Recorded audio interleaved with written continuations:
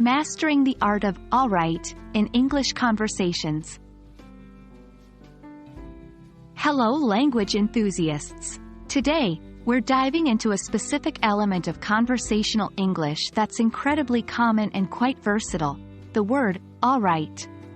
It's a simple, informal way to accept requests, and it can really help your English sound more natural and fluent. So, let's jump right in. The word alright is an informal way to express agreement or consent in English. It's often used to accept requests or to indicate that you're okay with a suggested plan or idea. For example, if your friend asks, "Can you help me with this project?" responding with alright means that you are accepting their request. Alright is a flexible word. Not only can it be used on its own, but you can also use it in a sentence to give more information or context.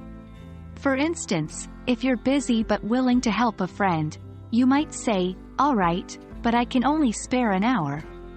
This tells your friend that you're accepting their request, but with a condition. In spoken English, the way you say alright can also change its meaning.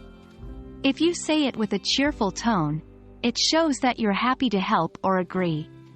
If you say it slowly or with hesitation, it might show that you're unsure or reluctant but still willing. Paying attention to tone and timing can help you understand and use alright more effectively. While alright is an informal way to accept a request, it's important to remember that it might not be suitable for very formal or serious situations. For example, if your boss asks you to take on a major project, responding with alright might seem too casual. In these cases, it's better to use more formal language like, "Certainly, I'd be glad to handle that project." Alright, we're at the end of our journey with the word alright today. Hopefully, you've learned how to use it effectively in your English conversations. Remember, practice makes perfect. So, don't be shy to start using alright when accepting requests. Thank you for joining us in today's lesson.